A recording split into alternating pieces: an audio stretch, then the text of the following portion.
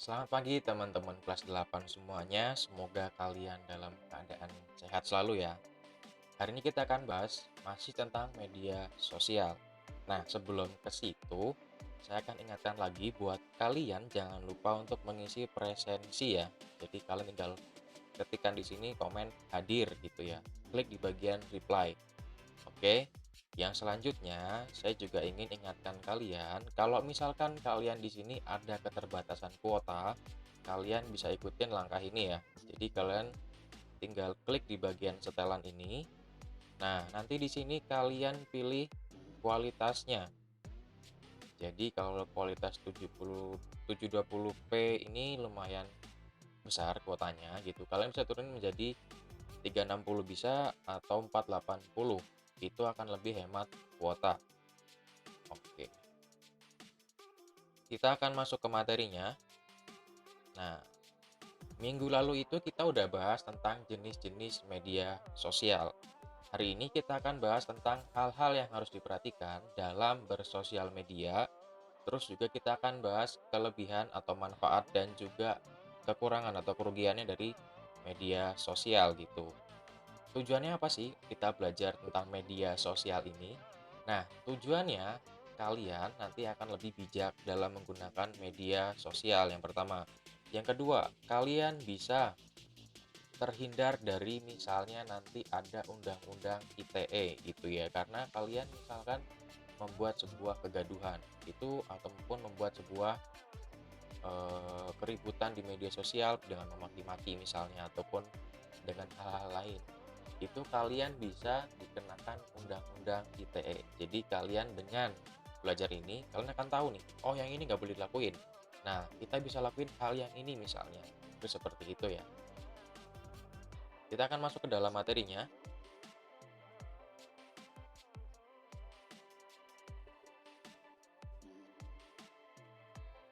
Yang pertama, kita akan bahas apa sih yang nggak boleh dilakuin gitu kan. Yang pertama itu hindari penyebaran sara pornografi dan juga aksi kekerasan. Nih ya, tentunya kalian di media sosial ini sering lihat ada postingan, misalnya lagi ada sebuah video yang dibagikan ataupun gambar yang dibagikan. Nah, kalian di sini juga punya opsi untuk membagikan kabar atau berita atau informasi tersebut kan. Nah, di sini jangan sampai kalian menyebarkan informasi yang berbau SARA. SARA itu apa? Itu menyangkut dengan suku, ras, dan agama. Kenapa jangan sampai kalian melakukan itu? Karena ketika kalian membuat sebuah postingan ini bisa jadi nanti ada orang-orang yang tidak terima dengan tindakan kalian bisa gitu. Yang kedua, jangan menyebarkan informasi pornografi. Itu udah pasti ya. Lanjut, hindari menyebarkan informasi yang dapat menimbulkan konflik gitu ya. Ini masih berhubungan dengan bisa berbau sara tadi atau misalkan menyebarkan informasi yang menimbulkan konflik misalkan kalian menjelekkan sebuah brand atau barang ataupun produk dari mana itu nanti juga bisa menyebabkan sebuah konflik itu dihindari ya. Nah, yang terakhir, hindari menyebarkan foto kekerasan dan juga kecelakaan lalu lintas. Kenapa? Karena foto kekerasan ini kalau misalkan diposting sama kalian ataupun kalian mempublish ulang atau mempost dari berita orang lain itu punya dampak juga buat orang yang melihat status atau postingan kalian. Apalagi kalau misalnya yang melihat adalah anak-anak, tentunya itu akan menjadi sebuah hal yang negatif ya. Jadi diusahakan jangan kalian posting foto kekerasan itu. Yang berikutnya tentang kecelakaan lalu lintas. Nah, kenapa ini nggak boleh dibagikan? Karena gini, apa jadinya kalau misalkan kalian punya saudara, kemudian amit-amitnya kecelakaan lalu lintas gitu kan, sudah yang posting gitu kan, pasti ada sebuah rasa nggak nyaman, nggak enak dari keluarga korban tadi gitu ya.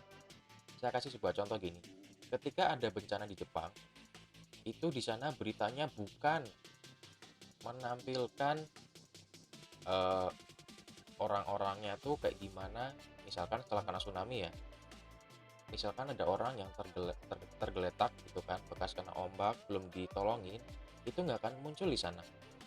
Di sana itu lebih menampilkan apa sih hal yang bisa dilakukan oleh pemerintah gitu kan. Apa sih yang bisa dilakukan untuk mengembalikan psikologis dari korban tadi. Itu kalau di Jepang kayak gitu. Kenapa?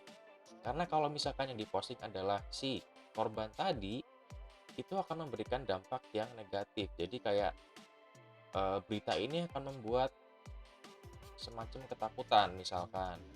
Yang bahaya adalah kalau ketakutannya sudah berlebih gitu ya. Nah, kita akan lanjut ke yang kedua. Yang kedua adalah cross check kebenaran berita. Sekarang ini kalian bisa dapat berita dari mana aja, kapan aja, dan ini kalian bisa dapat berita dengan waktu yang sangat cepat. Kalian tinggal ketik, klik, 1 detik kemudian udah muncul, bahkan tidak sampai 1 detik gitu.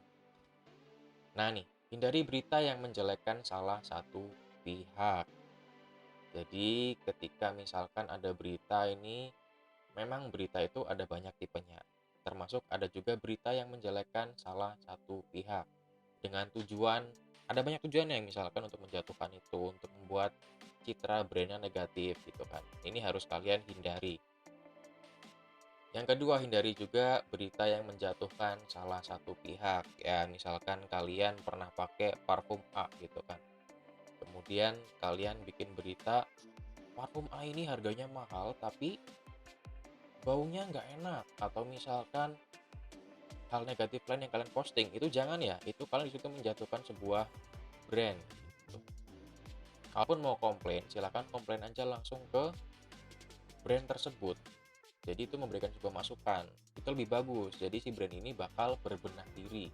Itu kamu di sini bukan menjatuhkan, tapi kamu malah membantu. Tapi tentunya dengan bahasa yang lebih enak dan sopan ya. Lanjut, cek kembali sumber berita yang ingin menyebarkan. Gini, cek kembali berita saat kalian ingin menyebarkan informasi. Jadi misalkan kamu dapat berita dari TV A misalnya.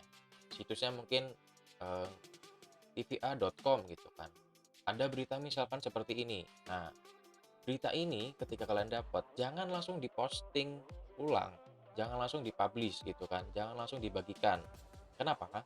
Karena ada juga media yang dia cuma membuat sebuah kegaduhan, membuat sebuah headline yang clickbait misalnya. Jadi beritanya itu palsu, bisa seperti itu. Jadi ketika kalian dapat sebuah berita atau kalian baca sebuah berita, usahakanlah kalian cek lagi. Ceknya gimana? Kalian ketik aja di Google nih, ada nggak berita yang memuat ini? Gitu kan. Terus kalian juga pasti tahu nih, berita-berita dari situs yang kredibel, kredibel itu terpercaya gitu kan. Itu pasti kalian udah tahu. Tinggal di sini kalian mau atau enggak untuk mengecek kembali berita ini benar atau enggak, palsu atau enggak gitu ya. Nah, kita lanjut ke yang ketiga. Yang ketiga adalah menghargai hasil karya orang lain.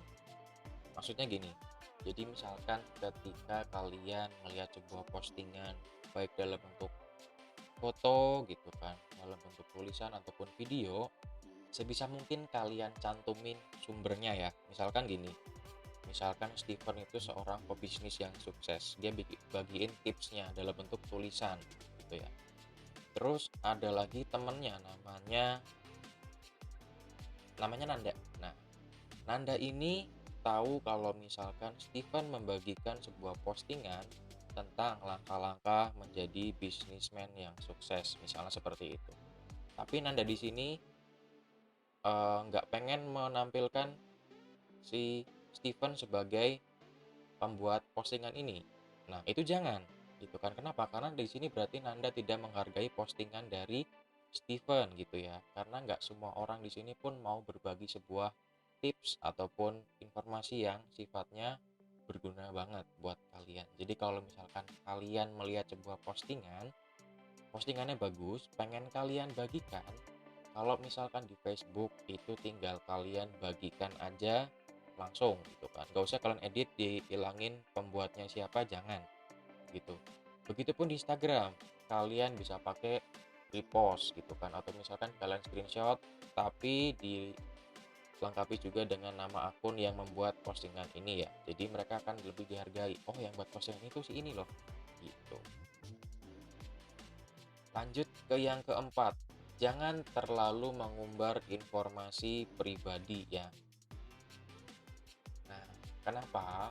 Karena ketika informasi pribadi ini bisa diakses oleh orang lain, maka orang lain ini juga bisa melakukan hal-hal negatif yang tidak kita prediksi. Misalkan, alamat rumah kalian diketahui oleh salah satu bandar narkoba misalkan. Nah, ketika dia pengen menjebak kita, bisa misalkan dia kirim paket, ya. Paket ini dikirimkan ke alamat kita, padahal kita nggak pesan ya. Nanti dia bikin laporan palsu ke polisi. Pak polisi, ini ada rumah yang mendapat kiriman narkoba misalkan gitu ya. Nah, di sini kalian harus hati-hati ya, karena itu juga bisa menjadi salah satu hal yang dilakukan oleh mereka. Pernah. Contoh lain misalnya, ada seorang driver Gojek ataupun Grab yang diminta untuk mengirimkan makanan ke sebuah rumah. Jadi ada orang pesan, bayarnya cash, dikirim ke rumah, misalkan rumah nomor A1 gitu. Padahal rumah nomor A1 ini nggak pesan.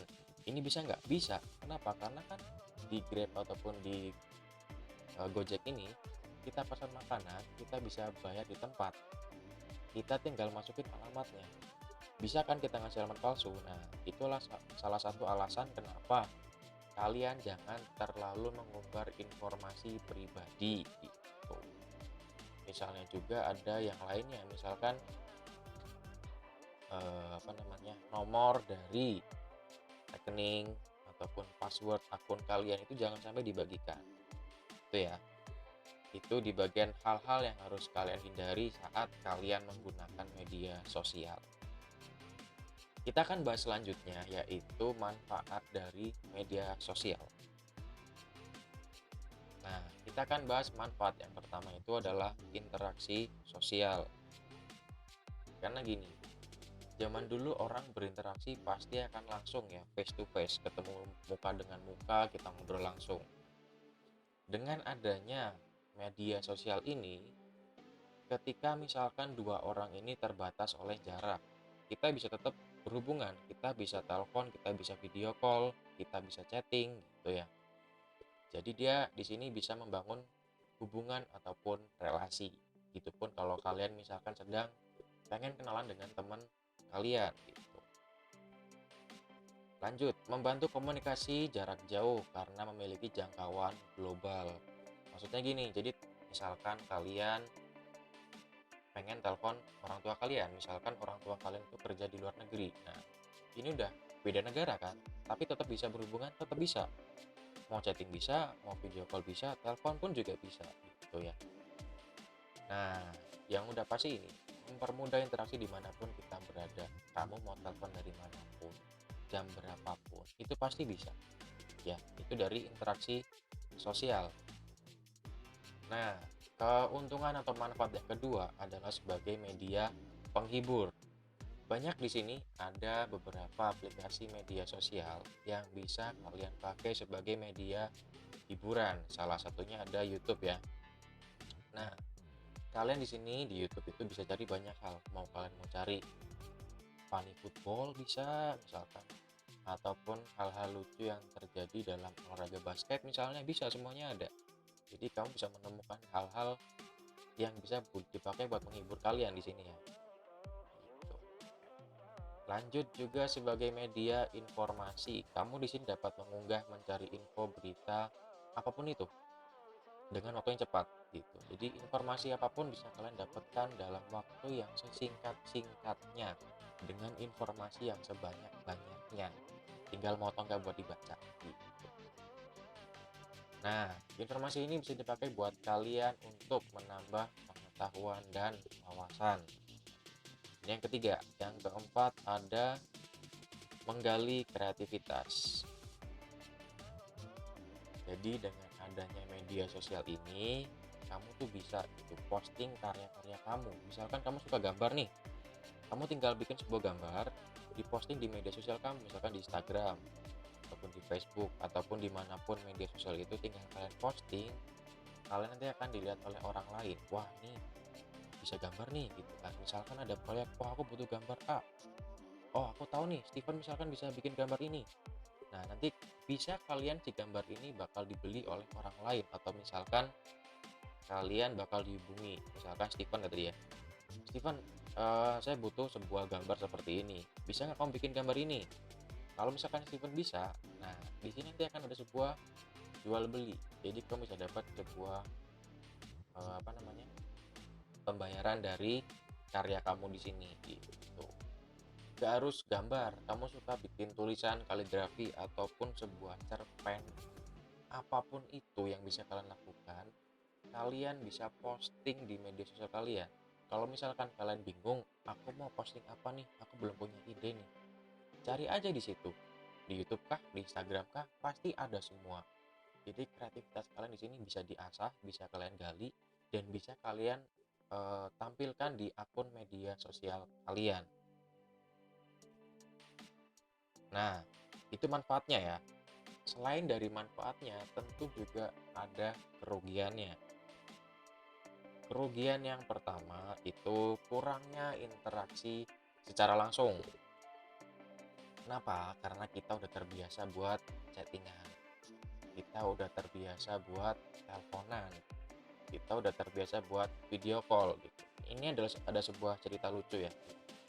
Jadi dengan berkembangnya zaman ini, kalau zaman dulu kita mau cari pacar harus ketemu langsung, kita kenalan, kita minta nomornya, ya kan? Nah, zaman sekarang ada beberapa media untuk menemukan teman kalian.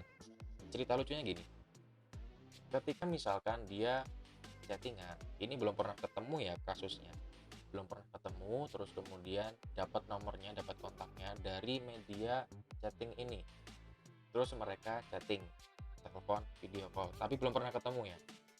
Nah, karena misalkan dia udah terbiasa untuk berhubungan secara maya atau daring atau tidak ketemu langsung, nanti ketika ketemu langsung pasti ada masa di mana dia kikuk. Tahu nggak kikuk? Kikuk itu kayak apa ya? eh Merasa aneh, merasa bingung harus ngapain, merasa bingung harus ngomong apaan. Nah, gitu. Pasti kan beda. Misalnya gini, kalau misalkan kamu ketemu orang langsung, itu pasti harus ngobrolnya langsung nyambung kan. Dia ngomong, kita jawab. Kita nanya, dia jawab. Tapi kalau di media sosial apapun, dia chatting ke kita bisa tahan sebentar, semenit, kita bisa cari topik lain buat dibicarain, bisa kan? Nah, tapi kalau misalkan ketemu langsung nggak bisa, nanti yang ada cuma diem. Kemarin gini-gini ya, gitu. Oh ya, udah diem, nggak ada lanjut pembicaraan, gitu.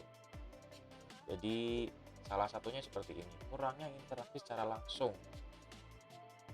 Dan juga nanti misalkan efek negatifnya adalah kalian menjadi misalnya antisosial gitu kan. Atau misalnya lagi kalian nggak peduli dengan lingkungan sekitar, ada apa yang terjadi di dekat rumah kalian, kalian nggak peduli, bodo amat. Nah, itu juga salah satu efek negatif dari media sosial. Kita lanjut ya. Nah, ini yang paling penting nih, kesehatan kalian bisa menurun. Kenapa bisa menurun?